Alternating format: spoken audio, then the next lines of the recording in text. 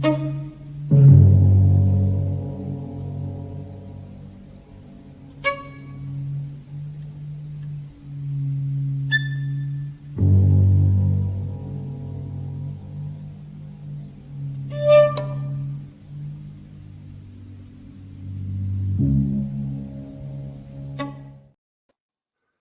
Abend, Dave. Guten Abend, Michael. How are we on this lovely Monday? I hope everybody can see us. This is the second try. We should probably check in the gallery to make sure everything's flowing free rather than freezing. Yeah. Yeah. So we're doing this now on the open channel for several reasons. So due to technical problems, we tried it yesterday. It didn't work out. Some channels had those problems, not only us, by the way. We do it openly now because why not? I mean, this is a general topic of general interest, I can imagine, and so that we are on the safe side, we do it this way for today. So hello all together. Nice to see you all. And it's nice to see some faces there. Yeah, it's really, really cool. Look, hey, people are coming in, and look, what a great subject. I mean, this is a subject that is close to a lot of people, you know, Vertigo records. Yeah, so we can have a nice little chat about Vertigo, have a look at all records, look at some of the label characteristics, and just have a general chat, right? So exactly, that's what we try to achieve here. We want to have a deeper dive into the history of the label, the development of the label, the background of the label, some highlights. Of course, we are showing quite some originals like we always do. And yeah, and luckily you share your astonishing knowledge, Dave. Let's get. But before, because we forgot that yesterday, and this is one of the most important things always. What beer are you drinking today? Oh well, look, you know, I don't muck around when it comes to beers. Yeah, so we've got a lovely little Verdant double IPA going on this evening. Double IPA. Double IPA. So it's 8% for a Monday. A bit strong for a Monday, but hey, you know, it's getting near Christmas. It's Halloween tomorrow, so we're allowed, and it's a particularly good one. It's I'll show you the can. Yeah, please. Always like a comic book. Amazing. Don't tell Gus. Yeah. This is a finger. Okay, then it's okay. It's a finger. Look at this. This is Gus. Okay. Yeah, this is one of their finest beers. Yeah, I've got to do a little shout out to the Black Lion Craft Beer Club because you know, we've got a few of these and we're drinking them, so it's kind of like you know, we like the finest beers known to humanity, like we like the finest records known to humanity, and we combine them, and it's part of the enjoyment of our hobbies, right? So beer and vinyl are a perfect partnership. See, you are in perfect company when it comes to strong drinks on a Monday. Nadine also drinks. Well, it's the way to start. It's the way to start the week, isn't it? So there we go. You know, I don't drink since almost 2 months now. I stopped smoking 2.5 weeks ago. I don't drink alcohol right now. I'm totally boring. Feels terrible. Well, you're gonna have to start again soon. Yeah. Not the smoking, the drinking for sure. The festive period is just around the corner. So, and you know what it's like then, there's parties going on.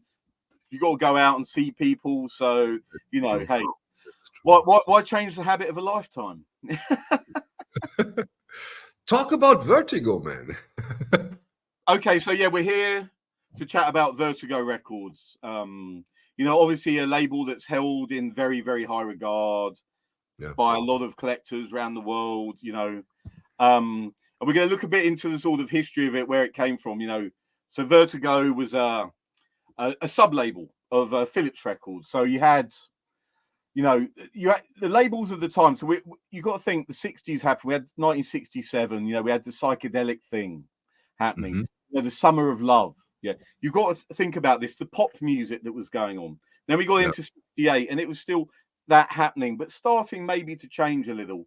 And then you get to 1969, and you know, you got to think at this time there was a bit of a craving, You know, a good saying is there's a film with Nail and I, and in that there's a line in it that says, you know, they're now selling hippie wigs in Woolworths, and Woolworths is like a big chain store. So think about how this change going on. There was a craving for more serious music, and a lot of there was a lot of fusions going on at this time as well of styles, and this is really summed up with the Vertigo. I mean, they hit the nail on the head. Now, Vertigo was at a sub-label of Philips Records, and so there were some guys at Philips, and they decided, okay, we have to get a little more serious. But we create a sub-label for this kind of stuff. For this particular genre of music. So we call it progressive rock, but you know, you've got to look at it as prog rock, jazz rock, folk music, it was like the fusions that were going on at the time. And so some of the other big labels, so you had like EMI, they had Harvest, and you had Decca, and they had their DRAM label, and there were some other ones like Transatlantic, the independent Island Records, and Transatlantic, as you know, is one of my favorite labels from that era. And you know, EMI with Harvest and Decca, they were already quite well established moving into this, but Philips came a little bit later to the game, and it was November 1969 when they put out the first Vertigo records. And I'll show. I've got that here to show. It's quite it's quite a famous one. So it's the Coliseum Valentine Suite. So you put it up at the shop, and it's sold already, by the way. Well, I know, because we covered it a little bit yesterday. So this is some very, very lucky OBC member. But as you can see, this you know, a beautiful gatefold cover. The first release on Vertigo, VO1, And this is where it all started. So this was November 1969. This came out, and I'll show the label as well, because I want to cover the different variations of the labels. And this is a proper, you know, people go wild when they see this. Here we have it, the swirl, the proper swirl label. I mean, you know, something that Philips and Vertigo got right was their branding. Because this was so strong when it came out at the time. It kind of blew the others out the water, I think. You know, it was a big deal. And so this is the large swirl logo. So this is like the characteristic of the first edition. And particularly, so with the early ones, if you look at the bottom of the label, you see a Philips record product. And that is the characteristic of the very first large swirl labels. So you only get that in sort of like 69, 70. So like, for example, like Black Sabbath self-titled, the very first edition has that Philips. Well, there we go, you see. So let's have a little deep dive into the Black Sabbath while we're on Although I have the German first pressing here. Well, that's all right, because I've got a British one. Cool. I've got my little throw around copy here. You know, this is by no means near mint. Look, someone getting drawn on the cover, but an album like this, it's good to have one that you can dislike. You know, of course. This is after you've had a few beers copy, and you can put it on. It doesn't matter. But I'll show you the label on this one as well, because this is, well, it's what's considered to be a second label, but really, you know, so here we'll look at the large swirl again, right? But as you can see, it doesn't have the Philips record. Yeah, exactly. Now, the very earliest ones do have that. These ones, you got to remember, this record is still 1970, but it's just an adjustment on the label. You know, in terms of sound, you're not going to hear, you know, probably not, right? The ones with the Philips will be the earliest interpretation of the metalwork, the earliest stampers. But you know, you're looking good with this as well. And this one is a lot more common. The Philips ones are like, you know, they're very difficult to find. So yeah, it's a cool record. It's a cool record. It is. Yeah, that's what Vertigo, at least nowadays, for a lot of people who are not that deep into it, it's Black Sabbath, it's Gentle Giant, right? But there is so much more on this Vertigo label, in my opinion. So much. The thing is, they took a very broad approach to their signings. You know, they were literally signing a lot of the bands that were considered serious music at the time, and Black Sabbath, obviously heavy rock, considered the first metal band. You know, that's a big deal. But really, when you look at Vertigo as a whole, it's very important to look at the whole jazz influence there, because there was a lot of this sort of combination of, you know, Vertigo is a British jazz label. You know, British jazz guys were getting involved at the very start. So just going back to this, the Valentine suite, if you look at the credits on here, you'll see that Neil Ardley, you know, a renowned British jazz guy, he was doing the arrangements on some of the tracks on this already at the start. Yeah, so you got to look at, it's not just a rock label. It was really taking a snapshot of this sort of fusion of styles that was going on in 1969. You know, and yeah, I have a wonderful example for the variety of the label, and this is, in my opinion, this record, the Keith Tippett group. Wow, yeah, that's amazing jacket, by the way, but also I have the German again here.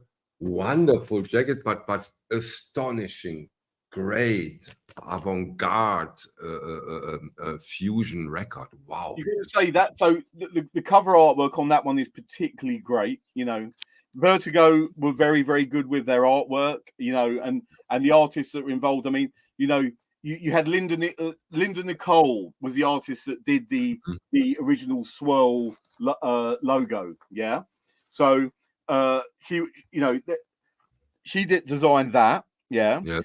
And then they also had another renowned artist, Roger Dean, that did the later label. And I'll just show you something. I've got another one to show. So Linda Nicole also designed the cover of this one. So this is Magna Carta Seasons, yeah? And this was produced by Tony Visconti. Yeah, you know, with David Bowie. You know, we know who he is. He's an amazing producer. And Linda Nicole, who did the Swirl, she didn't do many of the covers at all, but she did do this one. And this one actually won awards for the design. And it's very beautiful, isn't it? It is totally beautiful, yes. You know, and this, you know, this is why you've got to look at these albums and sort of see that Vertigo was not a one-trick pony, as we would say. It was very broad in the styles and in the bands and in the people involved that created something very special at the time, you know. So yeah, I love the cover on that one. I love the cover. You know, if I may, I have one question. Maybe this is a good time for doing it. I hope I don't interrupt you too much in your flow. But I have two records here, very interesting Vertigo records. I make me big so that people can see, and then I ask you my question. So this is the band that gave the name to Nirvana, and Kurt Cobain even paid for the name. This is Nirvana. What I have here is a German first pressing on the Vertigo label. Amazing record, by the way. Again, an iconic jacket, in my opinion. And then I have another first pressing of Nirvana, Songs of Love and Praise. And this is a British first pressing, and this is on the Philips label. Yeah, British first pressing. Sometimes it's that you have a German Vertigo and a British Philips, right? It's sometimes. Yeah, I think that's to do with maybe licensing in particular territories, and you'll find that there's some Vertigos that just came out in particular countries. Even though you got to remember, Vertigo was a British founded label; it was founded here, but you know, it had a wide reach, and you know, Philips, Dutch. You know, you've got to see the sort of picture in Europe.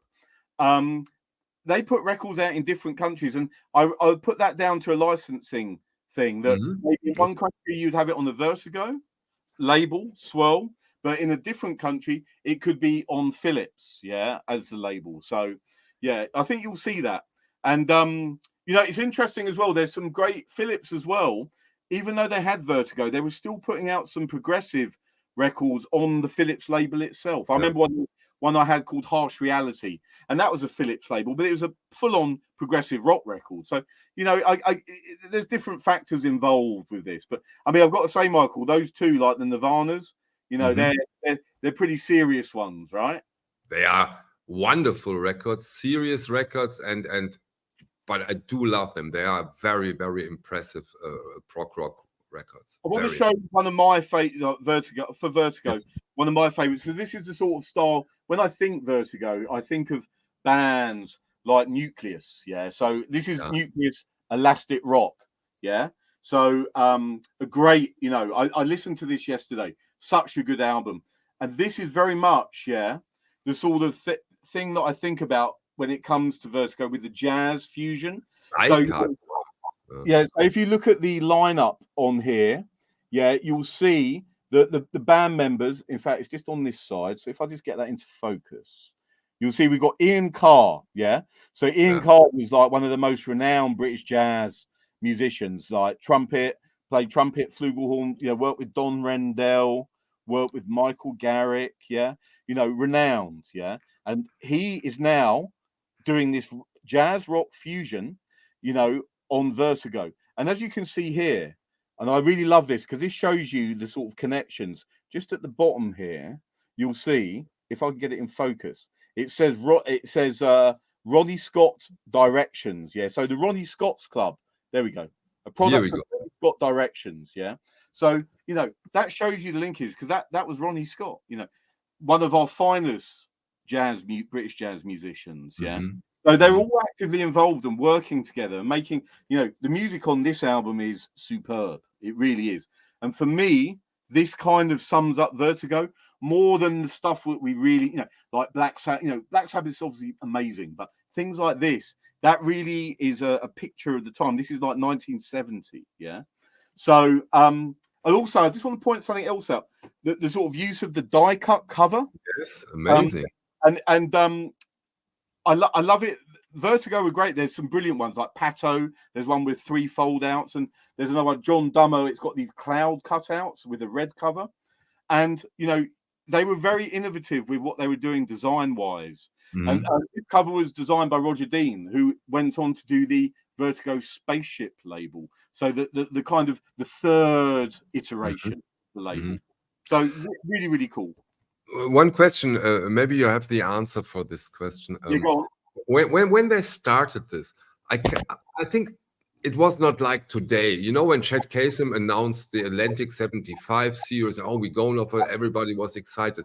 When they started the Vertigo label, have there been huge parties, announcements, celebrations, or did they just do it and then over time they gained their reputation? Look, I wasn't around in '69. I know. In fact, Michael, you have the record again on the microphone. Careful. I wasn't around at the time. I was 4, so I don't remember, young man. Partying then, You already know. You're already looking at those. Look, those back then. I think what you would see is it was a very underground scene. So Vertigo was, they obviously had, Philips being a bigger label, they would have put money into it. There was a lot. In fact, I posted I posted an advert on the Discord to show people, but it's kind of interesting. It would have been fairly small to start with, but that Coliseum album actually got a critical acclaim, right? It was actually really popular. So I think you would have seen it would have developed very quickly, and there would have been money put into the marketing. And, if you look at the amount of records they put out, so in '69, I think they only had 3 records. But then as soon as you get into 1970, you're looking at about 50, or more. Okay. So it went very quickly. And, obviously they would have been, the bands would have been touring, gigging, particularly in the UK. And so it would have developed a following very, very quickly. But what I would say is that I think it's only now looking back, and particularly with the whole record collecting scene, you could have picked these albums up 30 years ago for fairly reasonable prices, even 20 years ago. But then it just went stratospheric. And so the prices on these are this, for some of them is... this one is, I think, one of the most expensive here, the Black Sabbath Paranoid. First British pressing with the management credits. The big bear credit inside. Who got this one for me, right? And this is quite an exciting record, and some of them has gained such a status at least when it comes to the collectability, right? But again, you gave some very good reasons for it. If they, for example, the Sabbath take the management credit, they made a few, then changed it, and of course everybody now wants this very, very, very, very early stuff. Right? Well, I remember the days from 25 years ago. You go to a record fair and there'd be Japanese dealers there hoovering up Vertigos back then. And again, Vertigo is very collectible in Russia. And I remember that loads of originals, they would just be literally bought up, and then go. So it shows you, as a label goes, it's interesting because I look at classical, and Philips as a label was always seen. They weren't EMI or Decca. They were a little bit sort of further down the pecking order. But when you look at the progressive side, so you had Harvest and Decca, Deram as well. Vertigo is seen as like the top tier, really, in the collector's world. So they literally hit gold when they did that, and they had the right guys running it, doing all the signings of the bands, and that's why now you go back and you go. By the way, don't get me wrong. There is some junk music on it as well, but they got it right most of the time. In fact, Michael, I just want to go back to the elastic rock, because I want the Nucleus, because I want to look at the inner sleeve just to do a little bit of a view of an original inner sleeve, because there's quite a lot of reproductions about. So a classic swirl inner sleeve, which again makes it look so beautiful. It's all the information down here, because what Vertigo did is they did put you've got the British patents there, but they also dated their sleeves. So if you look there, you'll see a B. Wow. Okay. 0470. So the 0470 means April 1970. So you can actually link an inner sleeve to a particular record. Or that's special, isn't it? That's special. What I want to say is, people are so mad about collecting these. There's been a lot of inner sleeve. They get some mad rare Vertigo, and they'll swap the inner sleeve. But it's really important. You should check the date to make sure if it's the right one. Wow, that's amazing. I didn't know about that in that depth. Wow. Yeah. So until what time did they do this, Dave? All the time? They did that for quite a while, because I've seen a lot of them. There's different formats for the inners, but a lot of the early ones you'll find that they're dated like that. Yeah. So as soon as you get it, go and check down in the bottom corner and see the date, and then check the date of the record you bought, and then you'll see if someone's gone and done a swap on it. Because I'll tell you something, there are absolutely hundreds out there that have got the wrong inners. See, that's my paranoid. So what's the date on that? It's British patent, made in England, 1070. So October 74? No, 70. And then there is. We're in the zone, mate. We're in the zone. So look, you got the right inner. Yeah. Good job, Dave. Good job. Now, right? See, you could be sweating. Oh my gosh, it's 74. Someone swapped the inner to a 1970 record, right? But that's amazing information. Wow, I wasn't aware of it. It's so funny now. Loads of people are going to be going getting their Vertigos and starting to pull out and check all the dates on the inner sleeves. But that goes for the British, or does that go for the Germans and Dutch too? Well, to be honest with you, Michael, I can't answer that. I mean, I've maybe in the peanut Vertigos, but it would be interesting. In fact, Michael, that's something we should have a look at on the, because I don't know whether they were dating them, but certainly with the British patent ones, you'll see a date. Yeah. Justin asked, Master of Reality, what with a unique inner sleeve? That's a really good question, because you're right. So I'll just show you quickly my copy of Black Sabbath self-titled. Like, this is probably an example of a sleeve swap, right? Okay. So look, this is the inner that came with Master of Reality. Yeah. So it's the one where it's reversed in the style with the black and the white. Okay. So now, if I look at this sleeve, there's a lot. For me, this sleeve is a reproduction. I can sort of tell that it's a repro, because there's a lot of reproduction Vertigo sleeves out there, and people buy those. Yeah. So it's people are going to be checking their inners now, going, oh my gosh, have I got the right inner with my records? Yeah, but hey, come on, Dave. When we come to this really rare stuff, this is a factor if you know about it. I mean, it is at the end of the day. And you don't hear it. Okay, I agree. You don't hear it. It doesn't make a difference when you put the record on the turntable. But hey, still. So I just want to talk about another. I want to roll on just a little bit and go for another. Yeah. So I want to look at Gentle Giant. Now, Gentle Giant were, I would say, a very important band on Vertigo. Yeah. You know, they were a proper progressive rock band, but they were one of the most sophisticated ones in terms of their musicianship. They were all multi-instrumentalists, yeah. In fact, a couple of they were classically trained, yeah. So in terms of progressive rock as a musical style, these guys were some of the most advanced, yeah. Their arrangements, their musicianship. So very, very important band on Vertigo. I would strongly recommend picking up the Gentle Giant LPs, yeah. Yeah. Very, very important. And this amazing jacket again, right? Wonderful. There's a story behind this one. Yeah. This was one of the first concept albums, yeah, that they did, like for Gentle Giant. They did their, you know, you got like Acquiring the Taste and the first Gentle Giant, the first album. But this one was a concept about three friends and about how they grow up and go down different paths in life, yeah. And the whole album is a concept album, which again was a very big thing with progressive music. You know, the whole idea of conceptual albums and styles. Yeah. And I want to show the label on this because again, we've looked at the large swirl, Phillips, and then we looked at the large swirl without the Phillips. Now we're going to look at the third iteration. Yeah. So this is what's called, again, always same on the A side. Yeah. But the B side, yeah. So if we have a look here. Oh, it's smaller, right? Small. So this is the small swirl logo, yeah. So you've got the Vertigo text above the spindle hole on this one with the small swirl. And this is like the third iteration of the label, yeah.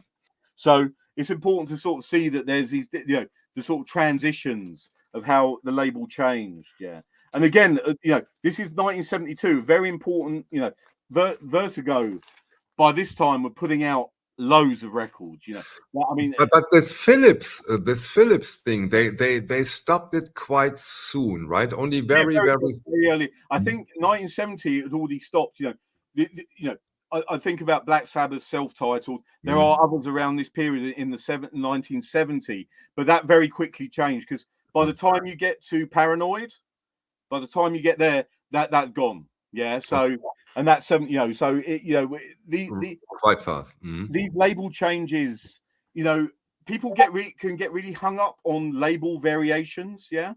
And at the end of the day, you know, and I'll put this out, it's not really important. You know, what you want is a beautiful copy of a record, and it's not necessarily, you know, it's not necessarily going to change the sound. Yeah.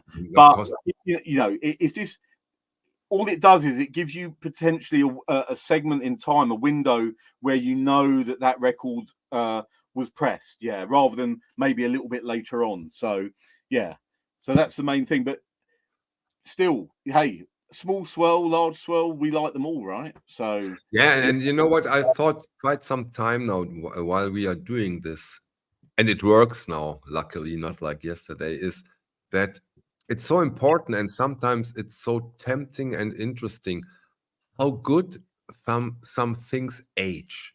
And this swirl Vertigo logo, also with the inner sleeve, it aged so well. It's not like that as if you look at something old, 50-year-old, 55-year-old. It looks still amazing. Well, I'll tell you something. This applies to music as well. Yeah. And there's certain music that kind of transcends time, and there's certain design that will transcend time, where it still feels as fresh as it did the day that it was designed or made or conceived. And that is the sign of proper, you know, art, creativity in the music as well. And I think, you know, and it's sometimes when you look back that you can really see the special qualities of that. And that's why Vertigo now is such a big, you know, collectible label, because they just managed to do it right. Yeah. And hey, in fact, I want to say a little bit more about the Gentle Giant. Yeah, because they did a little sort of stating their aims. I just want to read this out because I think it's brilliant. And it probably, you know, again, it sums up sort of the music that they were doing and other artists on Vertigo. They said to expand the frontiers of contemporary popular music at the risk of becoming very unpopular. Right?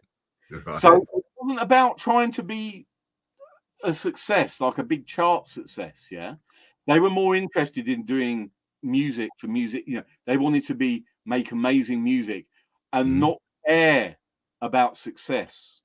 Now that's something, you know, that's quite special, right? It is. You know, some things you just said. One exception, of course, that there is this larger, huge label Philips behind it. Yes. But some things reminded me of on the Warp label, the early Warp label. Well, there you go. You see, you'll look back, and again, you know, I love my electronic music. Warp is another example of a label that transcends time. Vertigo transcends. Blue Note transcends time.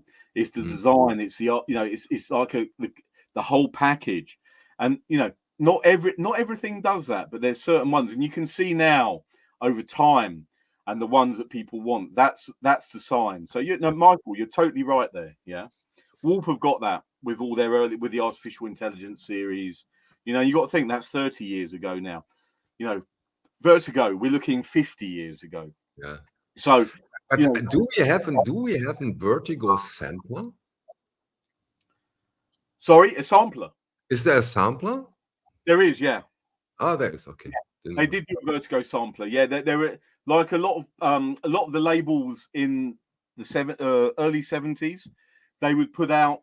In fact, I just want to mention. So Paul Holmes, Factory Records 2, very, very good example there. In fact, I'll go. I do believe that Peter Saville, you know, who was the amazing designer that came up with all the factory sleeve, he would have been looking at Vertigo with the whole die cut. Right. Yeah. And then look at Blue Monday.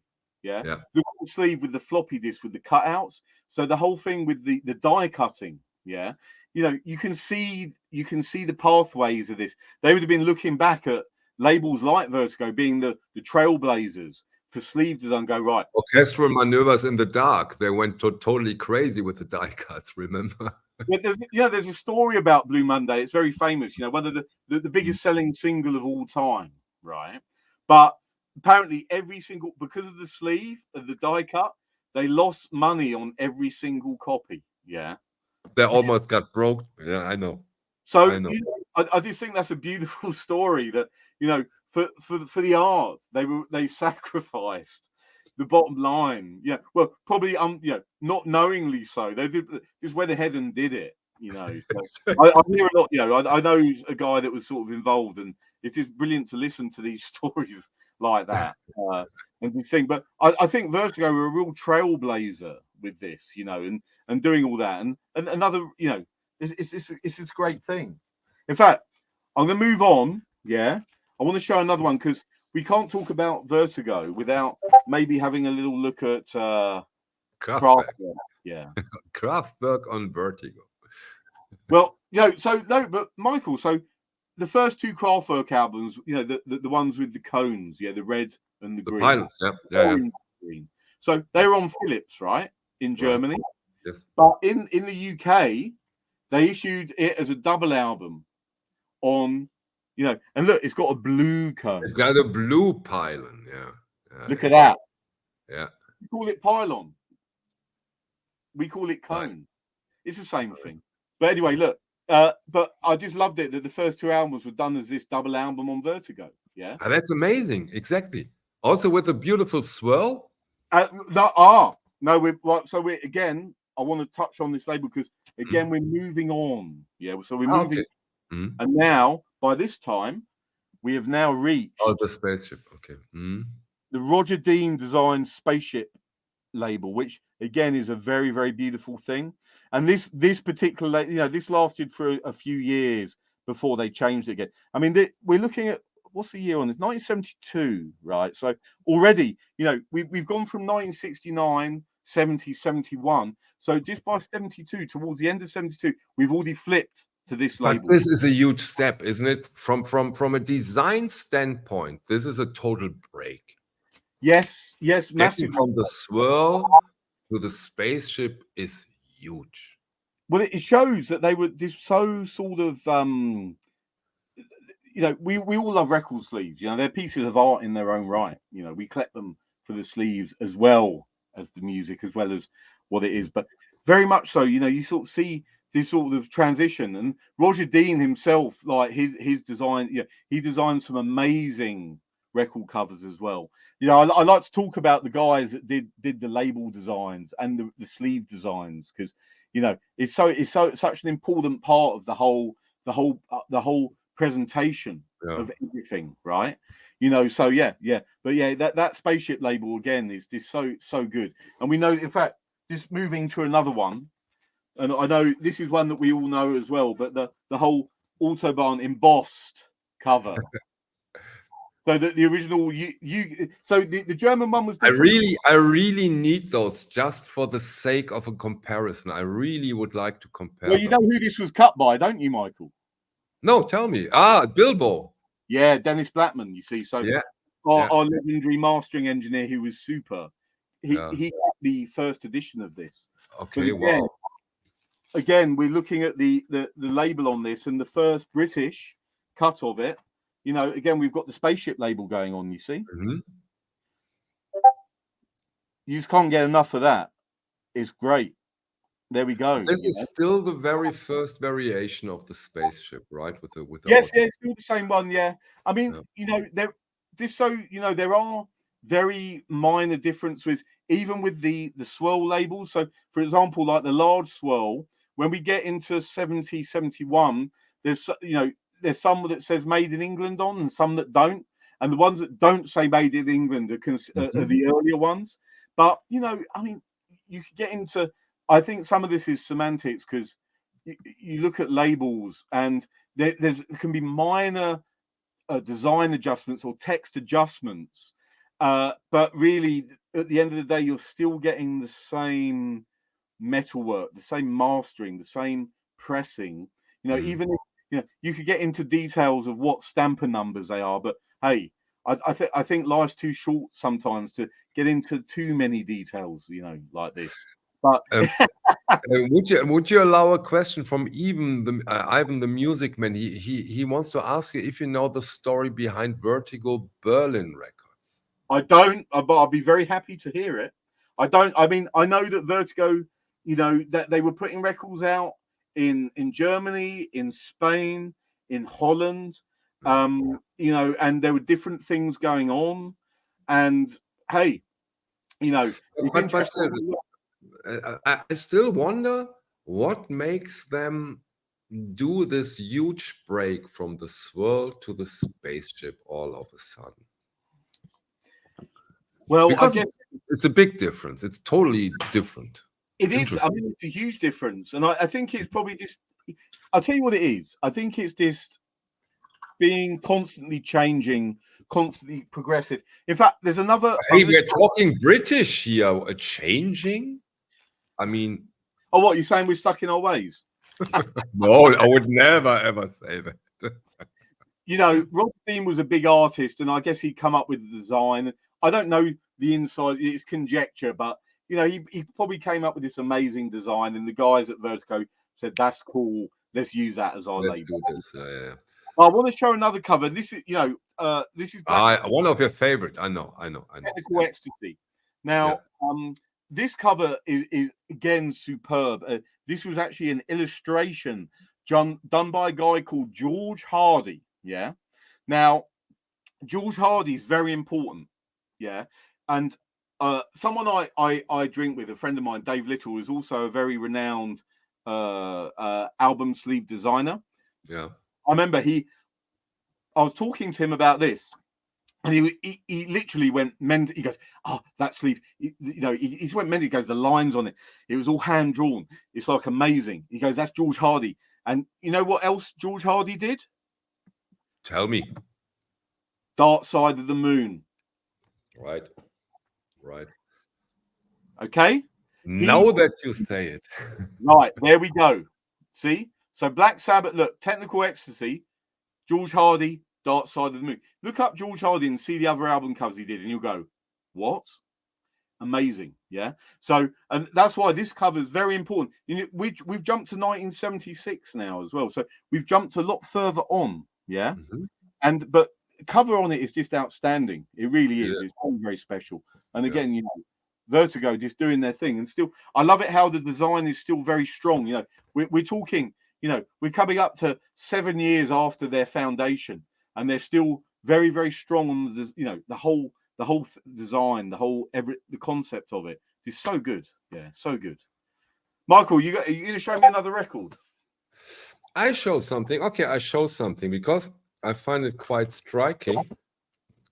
One of my favorite Vertigos. And I had the pleasure to listen to both versions, the British and the German one. But if you can get your hands on this record, the Jade Warrior is one of the finest, one of the most surprising, one of the best sounding rock records I have ever heard. It's got a pretty cool cover going on as well, hasn't it? Yeah. Look at it. Look, I make me big once. Yeah, go big. I want to see it better. This is a stunner. Oh, look at that. Yeah. I mean, it's the art, the design on that is just superb. Yeah. And the music, the album is a killer. Not that easy to get because like so often in life, I think it wasn't a success. Well, and if you listen, it wasn't. You got to remember a lot of these bands, like again, I refer to Gentle Giant. They weren't in, you know, this wasn't about being successful, maybe economically, you know, being a big art success. You know, this was about maybe you know, moving on from the pop of the 60s and trying to do something that was with integrity musically, very strong, very quite serious, you know. But you know, now that you say it, what just came to my mind, because also of the time frame this is happening, do you think Vertigo also was a reaction to the German krautrock? I don't say it's a reaction. I'd say it was almost like a sort of a partnership, almost like a symmetry of styles, because German krautrock scene was very important. You know, look, Vertigo obviously signed Craftwork to release it in the UK, right? Exactly. At that time. The early stuff, so like the Craftwork 1 and 2, and then the Ralph and Florian, yeah, they also put out. So here we go. Right, the prime. They were Atlantis. Right? Is that the German one? Yeah, that's the German one. Yeah, the British one has a different sleeve, I believe. But anyway, but yeah, I mean, there was obviously this whole synergy with the music that was going on in that, you know, late 69, 70, and 71, 72. Those 3 years were the most important years formulating all of this, you know, and you know, again, Vertigo, the guys, they signed these bands because they were just, that's what they were into, and it wasn't about trying to be commercially successful. And that's a difficult thing because there probably would have been an expectation from Philips to be commercially successful. Especially from Philips, right? But to have bands that are not necessarily commercially successful but have integrity of music is, you know, is important, isn't it? You know, it is, and you know, you see that people, they didn't sell out. Special about the sometimes not so successful ones. The people love them until today. I can imagine we just don't show records that has been hugely successful, but in the collective mind of music lovers and collectors, it's the Jade Warrior, it's the Gentle Giant that is the zeitgeist. Michael, haven't you got that other rare? What is it? A Fairfield Parlor. Have you got that there? I think I have. Wait, yeah, here I have this one. Yep. Yeah, see, that's rare. Wonderful record. Again, the German first, but hey, so what? Wonderful record. Yeah, and beautiful gatefold. Yeah, that's really, really nice. It's really a very, very nice record. Yeah. Yeah, there's some Vertigos that are sort of really, you've got the Cressida. That some of them are so expensive now. You got May Blitz. Yeah. You want to see a bit expensive? You want to see expensive? Well, there you go, Warhorse, right? So that's a British one. This is the British first. Yeah. Oh, come on, let's do it, Dave. Oh, no, let's cool. Let's do it. Let's do it. No, exactly. Let's do it. I have. Right, so let's get a date on this one, right? So let me have a little look here. Actually, let me have a little look. Warhorse. So when was that? What's the date on there? Come on, get 70? Into. It's made in England. There is a 37 070 070. I think that's you got a first 0970. So that's a 70. So that album came out in 70. Yeah. So there you go. So July 70. No, September 70. You've got the correct sleeve, I believe, for that LP. Do you know, Michael? It's so funny. I just know that there's going to be loads of people now. Yeah, we'll go through them later on. Of course, I will. Right, pulling their records out and checking the dates on their inner sleeves. That was amazing information. I love it. No, it's one of the few labels you can do that on as well, because certain British patent pendings, they don't have any of that. But Vertigo is one that does. There's also the generic British patent sleeves, which also are dated at the bottom. So you can see them, you can see dates. And in the late 60s, that was actually quite a common thing. So, another good example of that is I've got a creamed Israeli Gears. And on the original sleeve of that, you can look at the bottom and see the date 67. And you will see that. But Vertigo is the prime one where you can check if someone's been doing a little bit of a sleeve swap. Yeah. So, yeah, no, it's very cool. In fact, I'm going to jump even further forward because I like to look at the whole picture of a label when we talk about it. Yeah. And I think it's important to mention. So we're going to jump to 1978 now. Hey. Dire Straits, first LP, right? Now you've got to remember, Dire Straits, huge band, but they're on Vertigo, right? And again, you look at the you got the original inner, nice little custom inner here, nice little picture inner with lyrics. But then again, still, so we're in 78, but we're still using now. We've still got the Roger Dean design Spaceship label. So that label run, that was still being used 6 years. So quite some time, right? Way longer than the Swirl, right? Way longer than the Swirl, yeah.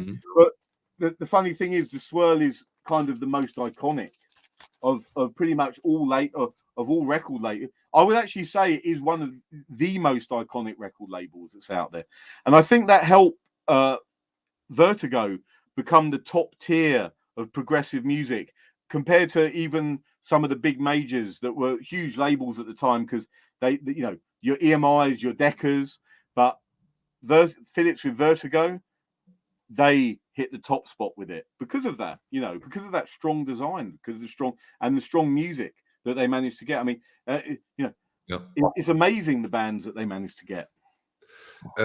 Justin Peters in the comment section in the gallery a little earlier on, he mentioned that at that time when they shift from the Swirl to the Spaceship, a lot of labels changed their logos, and he named, for example, Blue Note.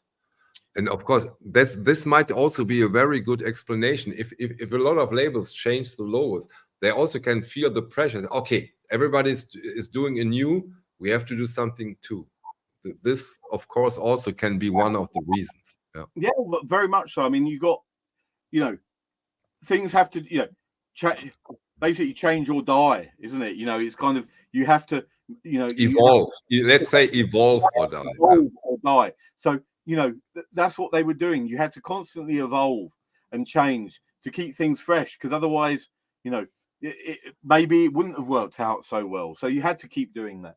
In fact, I'm going to go on. I'm going to show one more, because I showed the Dire Straits first album, but we're going to now move. I'm moving into the 80s. Yeah. Already. So now we get into a time where you actually can remember things, right? Well, hold on. So I was 8 years old when this album came out. Yeah. That young. Another youngling. You youngling. You. I was 8. I was probably listening to George Michael and Duran Duran and various 80s pop music. You know, Love Over Gold, Dire Straits, again, Vertigo. And I want to show, again, this is the final label variation I'm going to show, because by this time, the label changed again, and we get this label. So I call it the Vertigo Sunset label. So the orange one here, you see. You found a very nice and tempting name for a quite boring label. Oh, that were the sunset label, yeah, you see, very beautiful. But you know, we're in 1982 now, and you think this label started in November 1969, and now we've reached 1982 with Dire Straits, and it is testament to that label, how it managed to progress and change, and still sign bands that became globally very popular. But they didn't stick with that one for quite so long, right? With your Sunset whatever label, I didn't think it took. I think by this time the majors were involved. You know, I mean, Vertigo now is owned by Universal. You know, in fact, I think it's based in Germany. Is now the spiritual home of Vertigo. So, Michael, you took it off us. You took it off us, yeah? Blame Germany? You're seriously blaming Germany? They claim to all those early mad progressive, because that all happened here, right? True, absolutely. No doubt about that. Oh, and I think, JG, I agree. I remember you, Dave, if I'm not mistaken, showing a Vertigo Swirl Autobahn.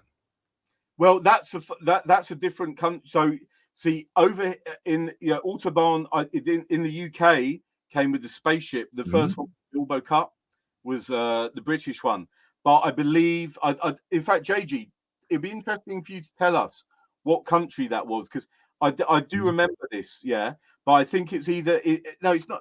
In fact, what's the German label, Michael, for Autobahn? What is the label for it? Have you got it? Let's do this now, because I think it would be good to work out. And JG, if you could also just tell us what country it is, because you know there's certain ones. So it's Philips, right? There we go. You see, it's really interesting. Yeah, see, in Germany it was Philips. Yeah, in the UK it was Vertigo. This was a lot. You know, this is all to do with the whole licensing thing. Of course. What labels can be used in what territories? So. Singapore.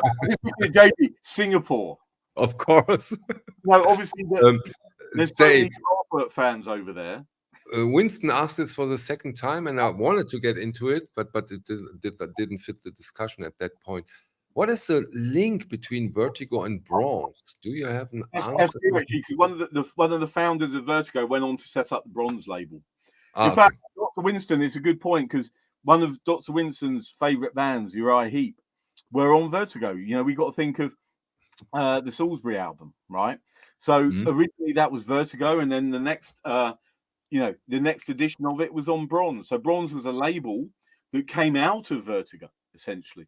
So you know, the guy, you got to look at how this sort of the tentacles spider out to set up different things. So yeah, the Bronze was it came out of Vertigo. And you know what? Maybe you can dig into it. I remember, I'm quite sure, but this is out of my head right now. When it comes to Soft Cell and at least the Tainted Love album, that was also on the red or green Vertigo Spaceship label, right? You see, we're getting now into this 80s, and we're looking at the synth pop. Yeah, Mm-hmm. I don't have one to show, but you're right that Soft Cell they they were on Vertigo. Yeah. I start to get into the sort of modern music, and there's some big bands. The band Razorlight, I believe, are on Vertigo. Vertigo is still operating now, and signing bands are big. But and still a sub-label of Philips, or where are they now? By Universal Music now. Universal. So, yeah, they operate the catalog, I believe, and still, bands are still being put out on Vertigo. But look at that background on it and what they put out in those. It's those first 3 to 4 years, which really is the collect. That time, the core, right? Mm-hmm. It's in quite a short period of time where another great band on Vertigo, actually, Manfred Mann. Yeah, look up Chapter 3. Yeah, that's a great album. Yeah, and again, it's like the whole jazz thing going on with that. Oh, see, there we go. Yeah, so great. That's a rare album. They're brilliant. Manfred Mann. Wonderful album. That's got the same sleeve as the British one, I believe. Exactly the same. Yeah. You're thinking of other bands. You got like Beggars Opera. Yeah, that was another one. There's so many bands on that label now. There are quite some Beggars Opera releases on Vertigo. Quite some. There are. Yeah, you're right. You're right. I remember the other band that I really liked was Pato. They were a great band. I'd strongly recommend finding their albums. And again, they were very much more on the rock side of things, not the sort of jazz fusion thing, but on the rock side, and really, really cool band. Gentle. I'd say Gentle in terms of summing it up for me. Gentle Giant and they were probably the most the most progressive rock out of all the bands on the label. Yeah, the most important, I would say, important one. But also Nucleus as well for me, because I love my jazz and I love the British jazz scene. I love that whole thing that what Nucleus were about with Ian Carr and Jeff Clyne, and that whole combination and fusion of rock and jazz, which really was Vertigo innovated that. It's some of the first examples of this fusion of music coming together. So we got to say hats off to Vertigo. And there are also what are the most expensive Vertigo swirls? There are quite some very expensive, right? I've never possessed it, but there's one called Dr. Z or Dr. Z, 3 Parts to My Soul. And that album sells, it's like 3,000 euros, around that figure. And again, it's got one of these flashy die-cut covers, yeah? But I know someone that had it, and they said to me, they go, Dave, that album is almost unlistenable. Now, really? I don't know if anybody's out there who's got a copy and says, maybe you're wrong, but I've been told that, but I've never gone on to sort of have a listen to it, because as soon as and he's someone I trust, yeah, and he said it's unlistenable, yeah. So I didn't bother even looking at it. But the thing is, it kind of links up, because albums that were successful got repressed and made thousands of. The albums that are rare now are the ones that didn't last long in the catalogue, and Dr. Z is a good example of that one, because they probably did, they probably didn't press that many of them, and it wasn't successful, so it got deleted out of the catalogue. Bands like Black Sabbath don't get deleted; they press on, and then you got the NEMs, you got the WWAs, you got all the different versions. But there's certain things on Vertigo that would never, they would put out, probably even for a very short time, were totally unsuccessful, and then deleted from the catalogue. And they're the ones now that are worth fortunes, because you don't see. Well, that that's a good example, yeah. And maybe Michael, unrightly, because the music on that. Totally. In this case, it's everything else but unlistenable. This is an amazing rock album. It aged very, very well. But I can understand that at the time, it probably was very, very strange. Yeah. Not nowadays. Justin Peters, Dave, South Africa pressed some Vertigos using UK metalwork. Did other countries do this too? So, Justin, I think, it's very interesting about the idea of metalwork being sent around to different countries to do pressings there. And I would suggest I can't give you any specific examples, but for sure that would have happened, because also you make a lacquer and multiple, potentially, you can make multiple lacquers or make more metalwork. Yeah. So essentially metalwork could be sent to different countries in order to do a pressing there. So Justin, what I would say to you is that would have happened a lot. And you can see that when you look at the matrices on the Vertigo, because you can see those same matrices being used on different labels like WWA and NEMS for the pressings that were done there. It still has the Philips, like the phonodisc matrices characteristics. So all you need to do is look, because the Philips ones, they're very easy to spot. Yeah. They've got the little triangle with the double slash and the 420. As soon as you see that, you'll know that that's Philips metalwork. Yeah. And then you can quite easily tell if that record, if you've got a pressing from a different country, whether it was using that same metalwork. Yeah. So that's the way to do it. Interesting. Cool. All right. Okay. Davy's strange name. Beggars Opera, Waters of Change is my... okay. He also loves Beggars Opera. Yeah. Nice. I think Beggars Opera really deserves more attention, at least. Yeah, Davy's strange name. I don't have that record. I would like, again, I like to chat about Vertigos and do this, and I have some, but I don't have everything. And for me as well, discovering other Vertigos, some of the rarer ones, like Tudor Lodge is another example of one that's quite highly regarded. And it's, they're out there. It's just about having, these things take time, don't they? You have to be, especially when you look for a clean copy, right, Dave? That's also, yeah. Although, like I said, with my Black Sabbath self-taught, I've got my Throwabout copy as well. Good to have that. You got to have two. Always spare copies, Dave.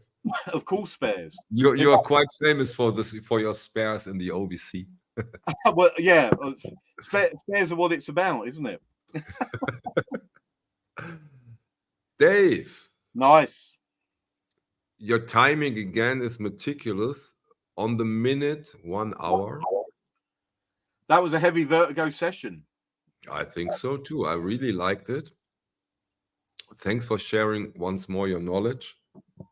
Luckily today without any technical problems. Whew. It flowed smooth today, so that's cool. And I really appreciate everybody turning up and listening and enjoying. I hope you come away from this with some more information in your mind, that you can take out into the wider world. That's for sure. Dave, thank you so much. We see us next Sunday, right? Cool. I'll see you Sunday. Cheers, guys. See you. Thanks all. See you soon. Bye.